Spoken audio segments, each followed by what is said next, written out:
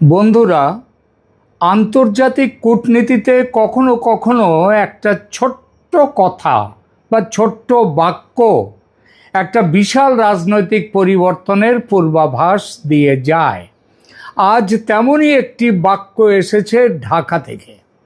ভারতের high commissioner Dinesh Trivedi বলেছেন, বাংলাদেশের প্রধানমন্ত্রী তারেক রহমানের ভারত সফরের জন্য নয়াদিল্লি অপেক্ষা করছে। অথচ বাইরে একটা কথা, একটা হাওয়া যেটা চলছে, সেটা কি? তারেক রহমান দুটো পূর্ব শর্ত আরোপ করেছেন। শেখ হাসিনাকে প্রত্যর্পণ করতে হবে, ওসমান হাদির খুনিদের প্রত্যাবর্তন করতে হবে, তাদেরকে এখানে ফেরত পাঠাতে হবে, না হলে বাংলাদেশের প্রধানমন্ত্রী তিনি ভারত সফরে আসবেন না। এই প্রেক্ষিতে দীনেশ ত্রিবেদীর কথা যে বাংলাদেশের প্রধানমন্ত্রী তারেক রহমানের ভারত সফরের জন্য নয়াদিল্লি অপেক্ষা করছে, এই কথাটা শুনতে খুব সাধারণ, কিন্তু মোটেই সাধারণ কথা নয়। কারণ মাত্র কয়েকদিন আগেও ঢাকা থেকে বলা হচ্ছিল শেখ হাসিনাকে ফেরত দিতে হবে, ওসমান হাদি হত্যাকাণ্ডে অভিযুক্তদের ফেরত দিতে হবে এবং ভারতকে তারেক রহমানের বাংলায় দিল্লি সফরের জন্য অনুকূল পরিবেশ তৈরি করতে হবে, তারপরেই দিল্লি যাবেন তিনি। আর আজ দিল্লির রাষ্ট্রদূত ঢাকায় দাঁড়িয়ে বলছেন আমরা বাংলাদেশের প্রধানমন্ত্রীর অপেক্ষায়। তাহলে আমার একটা প্রশ্ন খুব স্বভাবতই উঠে আসে, সেটা হলো, তাহলে কি বরফ গলছে? তারেক রহমান কি বুঝতে শুরু করেছেন যে প্রতিবেশী ভারতের সঙ্গে সম্পর্ককে ইনডেফিনিটলি হোস্টেজ করে বন্দি করে রাখা সম্ভব নয়? আর সবচেয়ে গুরুত্বপূর্ণ প্রশ্ন, তারেকের দিল্লি সফরের সঙ্গে কি শেষ পর্যন্ত জুড়ে যেতে চলেছে শেখ হাসিনার বাংলাদেশের প্রত্যাবর্তনের রাজনৈতিক সমীকরণ? খবর কিন্তু তেমনই। আর আজকের আলোচনা শুধু তারেকের দিল্লি সফর নয়, তাদের আলোচনা শেখ হাসিনার বাংলাদেশে ফেরার রাজনৈতিক সমীকরণ কিভাবে জুড়ে যাচ্ছে সেই বিষয় নিয়ে। দেখুন, স্বাস্থ্যমন্ত্রীর ঘরে গিয়েছেন দীনেশ ত্রিবেদী, কিন্তু বার্তা দিচ্ছেন প্রধানমন্ত্রী তারেক রহমানের জন্য। বণিক বার্তা বাংলাদেশের online magazine, online news paper, সেই বণিক বার্তার আজকের রিপোর্টটিতে বলা হয়েছে কি? বলা হয়েছে, গতকাল বাংলাদেশের স্বাস্থ্য ও পরিবার কল্যাণ মন্ত্রী সরদার মোহাম্মদ সাখাওয়াত হোসেনের সঙ্গে সচিবালয়ে গিয়ে দেখা করেন ভারতীয় হাই কমিশনার দীনেশ ত্রিবেদী। বৈঠকটি ছিল সৌজন্যমূলক এবং আরও একটা বড় কথা, কলকাতায় শিখা ইন নামের যে হোটেলে, সেখানে 9 জন অগ্নিকাণ্ডে 9 জন পুড়ে মারা গেছেন, তার মধ্যে 7 জন বাংলাদেশের, এবং তাদের সম্পর্কে তাদেরকে ক্ষতিপূরণ দেয়া ইত্যাদি ব্যাপারগুলো নিয়েও স্বাস্থ্যমন্ত্রীর সঙ্গে আলাপ করেছেন দীনেশ ত্রিবেদী। তাহলেও বৈঠকটি মূলত সৌজন্যমূলক। স্বাস্থ্যমন্ত্রী নিজে বলেছেন তারেক রহমানের ভারত সফর নিয়ে তাদের মধ্যে কোনো আলোচনা হয়নি, কিন্তু বৈঠক থেকে বেরিয়ে দীনেশ ত্রিবেদী সাংবাদিকদের জানিয়ে দিলেন নয়াদিল্লি বাংলাদেশের প্রধানমন্ত্রীর ভারত সফরের অপেক্ষায় রয়েছে। এই জায়গাটি আমার কাছে অত্যন্ত তাৎপর্যপূর্ণ লেগেছে, শুধু যে আমার কাছে তা নয়, যারা কূটনীতিক চর্চা করেন তাদের কাছেও। কারণ কূটনীতিকরা সাধারণত হঠাৎ করে এমন রাজনৈতিক বার্তাটা দেন না। আর দীনেশ ত্রিবেদী কোনো সাধারণ কূটনীতিক নন। তিনি এর আগে তারেক রহমানের সঙ্গে দেখা করেছেন, তারপর সরাসরি দিল্লি গিয়ে প্রধানমন্ত্রী নরেন্দ্র মোদীর সঙ্গেও কথা বলেছেন, এবং 18ই আগস্ট ঢাকায় ভারতীয় শিল্পপতিদের এক অনুষ্ঠানে তিনি আরও পরিষ্কার করে বলেছেন যে মোদী তাকে বলেছেন, ভারতের প্রধানমন্ত্রী তাকে বলেছেন 2 প্রধানমন্ত্রীর দেখা হওয়া প্রয়োজন। এবং শুধু সেটাখানেই তিনি থেমে যাননি, তিনি আরও বলেছেন যে তারেক রহমান ভারতে এলে তাকে তার প্রাপ্য সর্বোচ্চ মর্যাদা এবং স্মরণীয় অভ্যর্থনা দেয়া হবে। অর্থাৎ দিল্লি দরজা বন্ধ করেনি, বরং উল্টোটা দিল্লি দরজা পুরো খুলে রেখেছে। দিল্লি বলছে দরজা খোলা, আপনি আসুন কথা বলি। কিন্তু মাত্র কয়েকদিন আগের ছবিটা কি ছিল একবার মনে করে দেখুন। ঢাকা তখন অন্য ভাষায় কথা বলছিল। বাংলাদেশের পররাষ্ট্র মন্ত্রণালয় প্রকাশ্যে জানিয়ে দিয়েছিল তারেক রহমানের ভারত সফরের জন্য সহায়ক পরিবেশ প্রয়োজন। তার সঙ্গে উঠে এসেছিল শেখ হাসিনার প্রত্যর্পণ, উঠেছিল শরীক ওসমান হাদি হত্যা মামলায় অভিযুক্তদের হস্তান্তরের প্রশ্ন। বাংলাদেশের বক্তব্য ছিল এই বিষয়গুলিতে দিল্লির কাছ থেকে তারা উত্তর চায়। কিন্তু এখানেই তৈরি হয়েছিল কূটনৈতিক অচল অবস্থা। সবাই বলতে শুরু করেছিল তারেক রহমান বাংলাদেশ ছেড়ে ঢাকা থেকে দিল্লিতে আসছেন না, কারণ শেখ হাসিনাকে প্রত্যর্পণের প্রশ্নে ভারত সরকারের সামনে চাইলেই একটা রাজনৈতিক বোতাম টিপে দিলাম আর সিদ্ধান্ত নেওয়া হয়ে গেল, ওকে ফেরত পাঠিয়ে দেবো, এরকম হয় না। ভারতীয় সরকারি সূত্র ইন্ডিয়ান এক্সপ্রেসকে পরিষ্কার জানিয়ে দিয়েছে প্রত্যর্পণের প্রশ্নটি শেষ পর্যন্ত ভারতের আইনি প্রক্রিয়ার মধ্যে দিয়ে যাবে। 2013 সালের ভারত বাংলাদেশ প্রত্যর্পণ চুক্তি রয়েছে, কিন্তু কোনো মানুষকে তুলে দিয়ে দিলাম, ব্যাপারটা তো এত সহজ নয়। আর সে মানুষ যদি আবার হন শেখ হাসিনার মতো মানুষ, ভারতীয় আদালত দেখবে অভিযোগগুলি ভারতীয় আইনে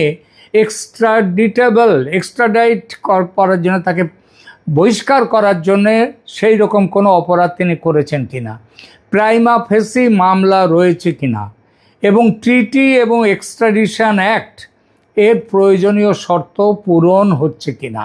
অর্থাৎ তারেক রহমান যদি বলেন আগে হাসিনাকে আমার হাতে তুলে দিন, তারপর আমি দিল্লি যাব, তাহলে দিল্লির পক্ষে বলা সম্ভব আপনার সফর রাজনৈতিক ও কূটনৈতিক বিষয়। কিন্তু হাসিনার প্রত্যর্পণ বা শেখ ওসমান হাদির তাদের প্রত্যর্পণ, তাদের হত্যাকারীর প্রত্যর্পণ একটি আইনি প্রক্রিয়া।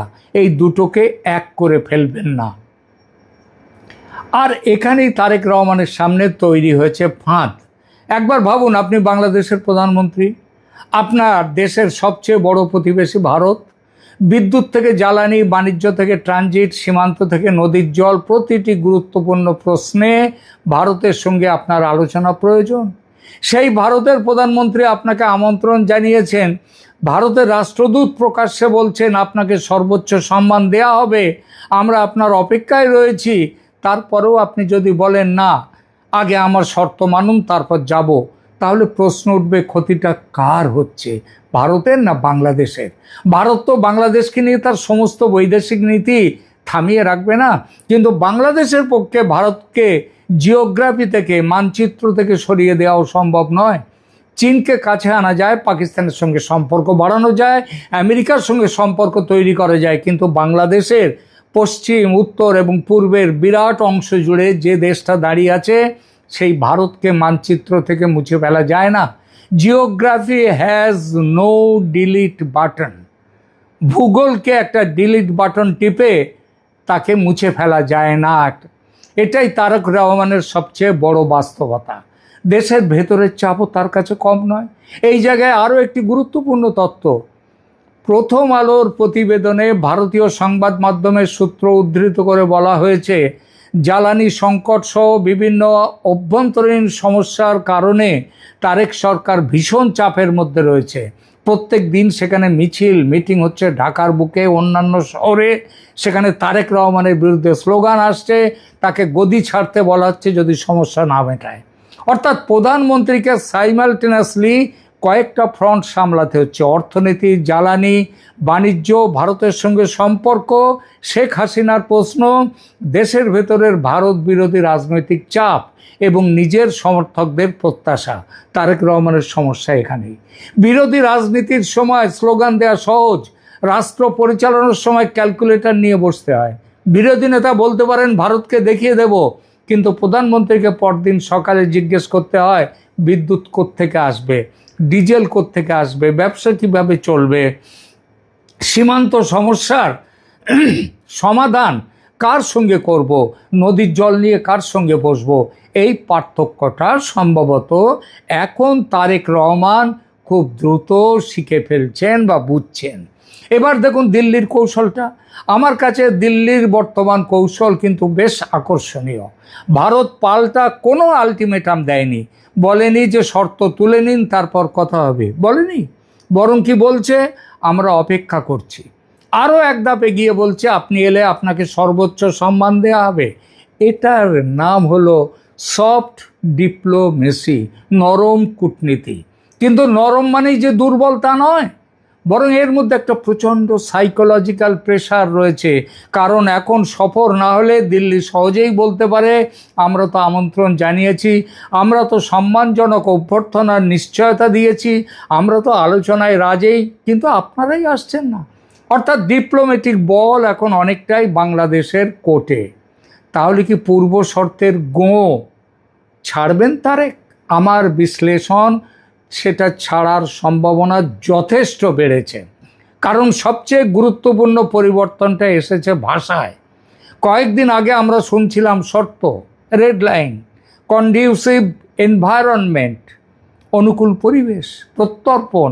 আর এখন ভারতের হাই কমিশনার প্রকাশ্যে ভবিষ্যতের সফর এবং অভ্যর্থনার কথা বলছেন।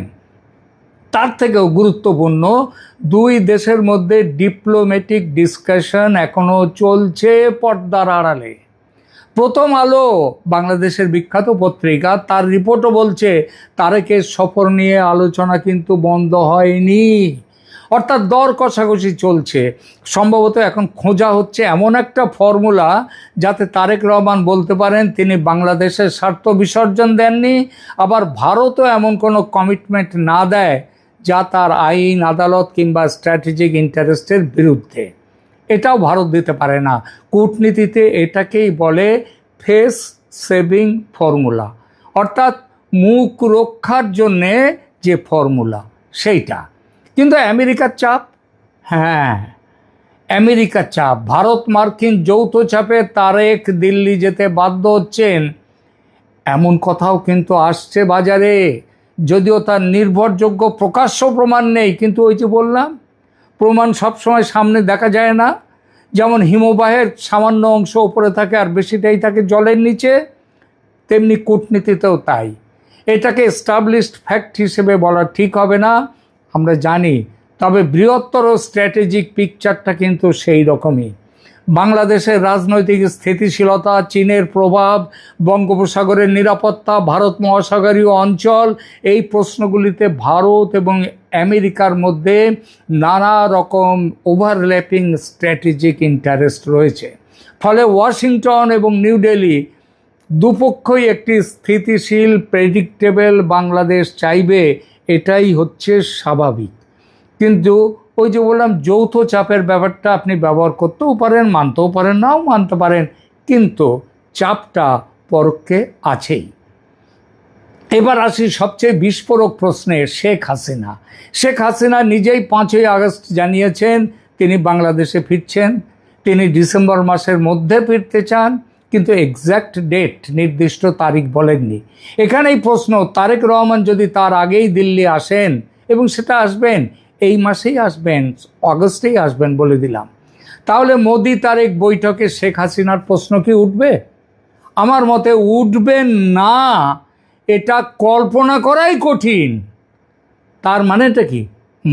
মানে হচ্ছে শেখ হাসিনার প্রশ্ন উঠবে, উঠবে, উঠবে এবং উঠতে বাধ্য। কারণ বর্তমানে দুই দেশের সম্পর্কের সবচেয়ে সেন্সিটিভ পলিটিক্যাল ইস্যু হচ্ছে শেখ হাসিনা। ঢাকা চাইছে প্রত্যর্পণ, ভারত বলছে বিষয়টা আইনি প্রক্রিয়ার মধ্যে রয়েছে। অন্যদিকে হাসিনা নিজে বলছেন আমার প্রত্যর্পণ কি, আমি নিজেই তো দেশে ফিরব। এই তিনটে লাইন কোথাও গিয়ে ইন্টারসেক্ট, একে অপরের সাথে কিন্তু মিশে যাচ্ছে। আর এখানেই তৈরি হতে পারে নতুন একটা ফর্মুলা।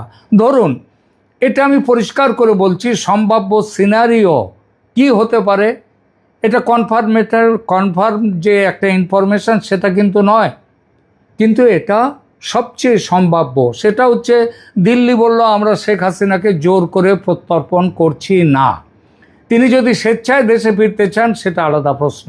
ঢাকা বলল ঠিক আছে, কিন্তু তার প্রত্যাবর্তনের পরে আইন শৃঙ্খলা এবং বিচারিক প্রক্রিয়া কি হবে? তারপর প্রশ্ন আসবে তার নিরাপত্তা কে নিশ্চিত করবে? তাকে বিমানবন্দরেই গ্রেপ্তার করা হবে কি? তার রাজনৈতিক কার্যকলাপের সুযোগ থাকবে কি? আওয়ামী লীগের ওপর নিষেধাজ্ঞার কি হবে? দেশে ফিরে তিনি যদি রাজনৈতিক কর্মসূচি ঘোষণা করেন, এগুলো প্রত্যেকটা বিস্ফোরক প্রশ্ন, এক্সপ্লোসিভ কোয়েশ্চেন। আর এই কারণেই আমার ধারণা তারেক মোদি বৈঠকে শেখ হাসিনার প্রশ্ন টেবিলে থাকবে, এই আলোচনার টেবিলে। কিন্তু সেপ্টেম্বরে হাসিনা ফিরছেন, এখনই কি বলা যায়? সেপ্টেম্বরে ফিরবেন কিনা এখনও বলা যায় না, কিন্তু সম্ভাবনা আছে। কারণ শুভস্য শীঘ্রম অশুভস্য কালো হরণম। এখন এনসিপি, জামাত তারা যেভাবে বিএনপি সরকারের বিরুদ্ধে আন্দোলনে নেমে পড়েছে, তাতে সেই আন্দোলনকে ভোঁতা করতে গেলে আওয়ামী লীগের দরকার বাংলাদেশের মাটিতে। বর্তমানে ভেরিফাইড পাবলিক পজিশন হলো শেখ হাসিনা ডিসেম্বর মাসে ফিরতে চান। সেপ্টেম্বরের নির্দিষ্ট প্রত্যাবর্তনের কোনো সরকারি ঘোষণা নেই। তবে তারেক রহমান যেহেতু ওই আগস্ট মাসে যাচ্ছেন, কিংবা সেপ্টেম্বরে ব্রিক্স উপলক্ষে যদি তিনি যান, মোদির সঙ্গে বাইল্যাটারাল মিটিং তার হবেই। তাহলে তার সফর, হাসিনার এভেনচুয়াল রিটার্ন, কবে তিনি ফিরবেন, রাজনৈতিক ফ্রেমওয়ার্ক কী তৈরি হবে, সব আলোচনায় আসবে। সেটা সেপ্টেম্বরে রিটার্ন হবে কিনা সেটা এখন বলা প্রিম্যাচিওর, কিন্তু সম্ভাবনা আছে, অসম্ভব নয়। এই পার্থক্যটা মাথায় রাখতে হবে। তারেক রহমানের সামনে শেষ পর্যন্ত তাহলে কি হলো? তিনটে রাস্তা। প্রথম রাস্তা, শেখ হাসিনার প্রত্যর্পণের দাবিতে অনড় থাকবেন এবং দিল্লি সফর করবেন না। এতে দেশের একাংশের কাছে রাজনৈতিক হাততালি তিনি পেতে পারেন, কিন্তু ভারত বাংলাদেশ সম্পর্ক আরও আটকে যাবে, বাংলাদেশের সমস্যা আরও বহুগুণ বেড়ে যাবে। দ্বিতীয় রাস্তা, শর্ত পুরোপুরি প্রত্যাহার করে তিনি দিল্লি চলে গেলেন। এতে দেশে তার বিরোধীরা বলবে তারেক ভারতের কাছে আত্মসমর্পণ করেছে। তাই আমার মতে সেটাও তারেক করতে পারেন না, কোনো রাজনৈতিক নেতাই করতে পারেন না। সবচেয়ে সম্ভাব্য হচ্ছে তৃতীয় রাস্তাটা। সেটা কি? যে তিনি ফর্ম্যালি যে পূর্ব শর্ত দিয়েছেন প্রত্যাহার করবেন না, কিন্তু প্র্যাকটিক্যালি সফরে চলে যাবেন এবং বলবেন বাংলাদেশ তার দাবি থেকে সরে আসেনি, বরং সেই দাবি নিয়েই ভারতের প্রধানমন্ত্রীর সঙ্গে এবার তিনি সরাসরি আলোচনা করতে যাচ্ছেন। রাজনৈতিকভাবে এটাই সবচেয়ে সুবিধাজনক ফর্মুলা। সাপও মরল, লাঠিও ভাঙল না। আর ভারতও সম্ভবত ঠিক এটাই চাইছে। কিন্তু দিল্লির লক্ষ্য তারেক রহমানকে অপমান করা নয়, বরং তাকে নেগোশিয়েটিং টেবিলে, আলোচনার টেবিলে নিয়ে আসা। কারণ ভারতেরও বাংলাদেশকে প্রয়োজন সীমান্ত নিরাপত্তার জন্যে, বহু কিছুর জন্যে, উত্তর পূর্ব ভারতের কানেক্টিভিটির জন্যে, বঙ্গোপসাগরের জন্যে, বাণিজ্যের জন্যে, সব কিছুতে। সুতরাং সম্পর্কটা যে শুধুমাত্র বাংলাদেশের দরকার এইরকম একতরফা ডিপেন্ডেন্সি বা নির্ভরতা নয়, কিন্তু অ্যাসিমেট্রি অবশ্যই আছে, এবং সেই অ্যাসিমেট্রির বাস্তবতা বাংলাদেশের যে কোনো সরকারকেই বুঝতে হবে। শেষ কথা তাহলে কি দাঁড়ালো বন্ধুরা? গত কয়েকদিনের ঘটনাগুলো পাশাপাশি সাজিয়ে দেখুন। তারেক রহমানের সঙ্গে দীনেশ ত্রিবেদীর বৈঠক, তারপর ত্রিবেদীর দিল্লি যাত্রা, মোদির সঙ্গে তার আলোচনা, তারপর ভারতীয় শিল্পপতিদের ঢাকায় উপস্থিতি, এবং তারপর তারেককে স্মরণীয় অভ্যর্থনা দেওয়ার মোদির বার্তা, এবং এবার বাংলাদেশের স্বাস্থ্যমন্ত্রীর সঙ্গে বৈঠকের পরে আবার দীনেশ ত্রিবেদী ঘোষণা করলেন দিল্লি বাংলাদেশের প্রধানমন্ত্রীর সফরের অপেক্ষায়। এগুলো বিচ্ছিন্ন ঘটনা বলে আমার মনে হয় না, বরং একটা ডিপ্লোম্যাটিক প্যাটার্ন দেখা যাচ্ছে। দিল্লি তারেক রহমানকে একটা কথাই সম্ভবত বোঝাতে চাইছে, আপনি বাংলাদেশের প্রধানমন্ত্রী, আপনাকে আমরা সেই মর্যাদাতেই গ্রহণ করতে প্রস্তুত, কিন্তু সমস্যার সমাধান শর্ত ছুড়ে দিয়ে নয়, টেবিলে বসে হবে। এখন সিদ্ধান্ত তারেক রহমানের। তিনি তার ওই লোকাল পলিটিক্স, ডোমেস্টিক পলিটিক্সের চাপ মেনে দিল্লিকে দূরে সরিয়ে রাখতে পারবেন না। তাকে যেতে হবে এবং বৈঠকে শেখ হাসিনাকে নিয়েও আলোচনা করতে হবে এবং অনেক কিছু বিষয় আলোচনা করতে হবে। সেই আলোচনায় যদি আসে যে একটা কুলিং পিরিয়ড 2-3 মাসের দিয়ে সেপ্টেম্বরের বদলে ডিসেম্বরে ফেরার কথা যদি শেখ হাসিনার হয়, তাহলে সেটাও হতে পারে। কিন্তু আলোচনার টেবিলে ঠিক হবে তারেক রহমানের সঙ্গে মোদির বৈঠকে।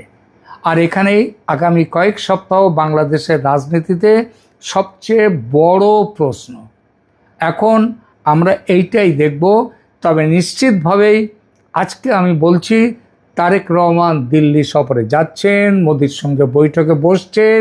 সেই বৈঠকের অন্যতম আলোচ্য বিষয় শেখ হাসিনা কিভাবে দেশে ফিরবেন এবং কবে ফিরবেন। এখনকার মতো এখানেই রাখছি। ভালো থাকবেন, ধন্যবাদ। আর কমেন্ট করুন, লাইক দিন, শেয়ার করুন এবং চ্যানেলের সাবস্ক্রাইব করে পাশে থাকুন। ধন্যবাদ।